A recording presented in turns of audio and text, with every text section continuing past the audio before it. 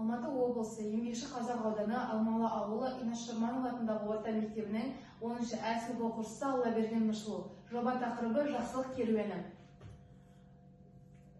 Жобаның кіріспесі жақсылық керуені жобасы қоғамдағы мұқтаж жандарға көмек көрсету, өзара сыпайы болу, досымен қандай қарым-қатынаста болу керектігін, сонымен қатар табиғатты аялауға бағытталған. Жобаның мақсаты қоғамда жағымды өзгерістер жасау, қайырымдылықты насихаттау, оқушыларды мейірімділікке баулу, сонымен қатар әлеуметтік жауапкершілікті арттыру. Жобаның міндеті мұқтаж жандарға көмек көрсету, мейірімділік жасау арқылы қоғамды біріктіру, қоғамды дамыту және де сонымен қатар жақсылық жасау мәдениетін дамыту.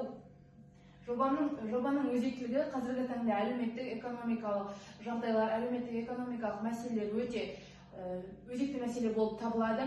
Осы аз қамтылған отбасылар, мүгедек жандар, қарт кісілер, сонымен қатар жетім балалардың өмірлері, өмір сүру қағидалары әлі күнге дейін күрделі болып келеді.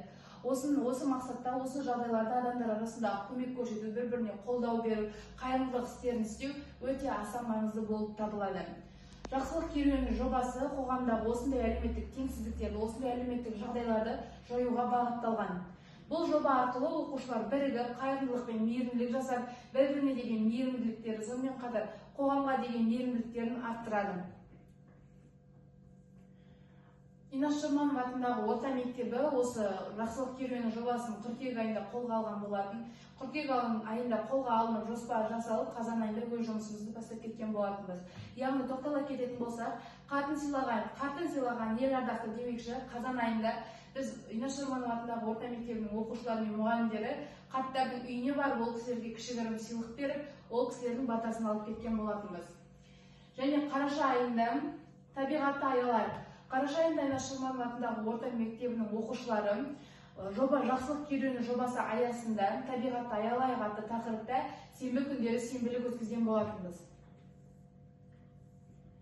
Және де досқа көмек. Желтоқсан айында мектеп оқушылары және де мектеп мұғалімдері өздеріңіз білетін жаңа жыл мейрамында үйде оқытылатын оқушыларға немесе жағдайы төмен оқушылардың көңіл күйлерін көтеріп, үйлеріне барып, жақсы сыйлықтар беріп, қолымыздан келгенше көңілдерін көтеріп қайтқан болатынбыз. Бұл суреттемелерді үйде оқытатын балаларға деген көмегімізді, үйде оқытатын балаларға деген жасаған қайырымдылықтарымызды байқасаңыздар болады. Қорытындылай келетін болсақ, біз бұл жоба арқылы оқушылардың мейірімділікке, қайырымдылыққа баулимыз. Тек қана оқушылар емес, сонымен қатар мұғалімдер, ата-аналар, кез келген ауыл тұрғындары, кез келген адамдарды қайырымдылық пен мейірімділік жасауға шақырамыз.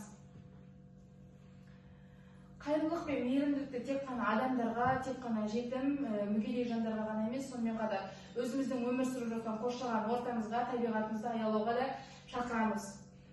Тыңдағандарыңызға рахмет, назарларыңызға көп-көп рахмет.